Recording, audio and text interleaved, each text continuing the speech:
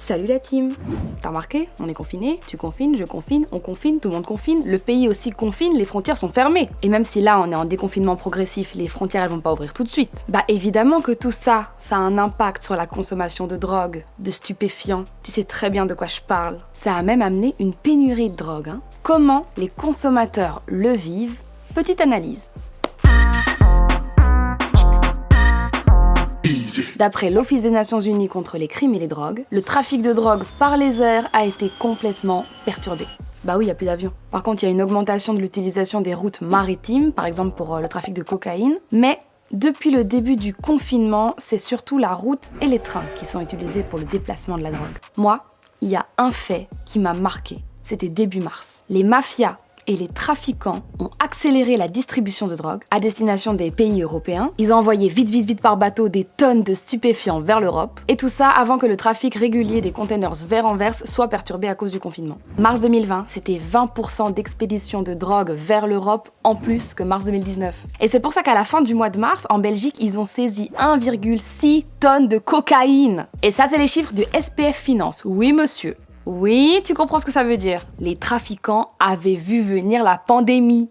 En tout cas, c'est ce que pense la douane belge. Là, je te parle du trafic, mais en termes de consommation de drogue, il y a vraiment une différence à faire entre les drogues dures, du style cocaïne, héroïne, et les drogues plus douces, comme la marijuana. C'est même carrément l'effet inverse. Il y a Cienzano qui a réalisé une enquête en ligne entre le 3 et le 16 avril, et il y a 3518 Belges qui ont répondu. Évidemment, tous majeurs et déjà consommateurs de drogue avant la crise. L'enquête a évalué leur consommation d'alcool, de cocaïne, de pilules, d'héroïne et de marijuana. Alors qu'est-ce qui en ressort, c'est qu'il y a vraiment une diminution, évidemment, pour les drogues dures, il y a plus de lieux festifs, il y a plus de vie nocturne, donc il y a moins d'opportunités d'en avoir. Mais c'est super différent pour la marijuana. Et ça peut s'expliquer par le fait que la marijuana, tu la consommes tout seul à la maison. Et en plus, ta consommation, elle peut être stimulée par le fait que tu t'ennuies. Si en semaine, en journée, t'es pas au taf, il y a personne pour te surveiller. Il y a un truc qui peut vraiment expliquer cette grande différence entre la consommation des drogues dures et de marijuana pendant la période de confinement, c'est que le cannabis, il s'appuie en partie sur une importante production locale. Il y en a plein pour qui ça va être hyper évident ce que je vais dire. Mais s'il y a encore consommation, c'est que les regroupements consommateurs-dealers continuent à avoir lieu, malgré les interdictions.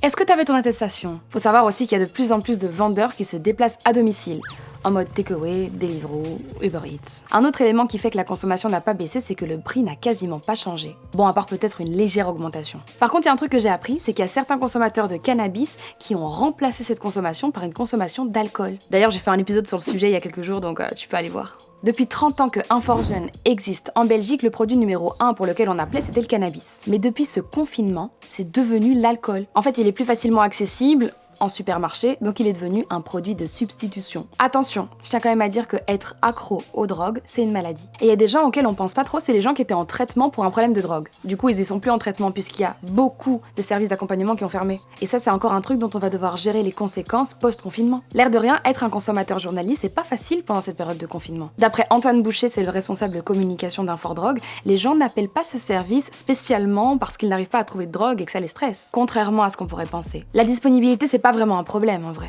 Quel que soit le produit ou le stupéfiant que tu cherches, tu trouveras toujours un moyen de te le procurer. À partir du moment où tu trouves de la drogue en prison, tu trouves de la drogue partout. Mais en fait, les gens appellent énormément ce service à cause de ce que le confinement produit en eux. Le fait d'être tout seul chez toi ou d'être enfermé tout le temps avec les mêmes personnes, ça rend super difficile la gestion de tes émotions. Évidemment, tes angoisses augmentent. Il y a celles qui sont liées à tes problèmes financiers. Il y a aussi la peur d'attraper le virus ou que quelqu'un que tu aimes, quelqu'un de ta famille attrape le virus. Et tu peux pas sortir voir des gens pour gérer tes émotions par le partage. T'es confiné, on t'a dit. Du coup, appeler une ASBL, ça va soulager, calmer, voire diminuer ton besoin du stupéfiant. Rien que le fait de prendre ton phone pour avoir de l'écoute, de l'aide, une épaule, ça c'est déjà en soi une tentative de rupture de l'isolement. En général, les gens appellent ce genre d'organisation pour parler de leur sevrage, que ce soit un sevrage choisi ou un sevrage forcé. Le sevrage forcé, en fait, finalement, t'appelles parce que t'arrives pas à te procurer le produit, ça te stresse et t'as besoin de conseils et d'une écoute. Le confinement, quand t'es un consommateur de drogue, ça peut t'amener des attaques de panique, des bad trips ou encore l'effet anxiogène du confinement. Quoi qu'il en soit, le sevrage forcé en confinement, ça peut être une réelle opportunité. Peut-être que tu peux aller chercher ton bien-être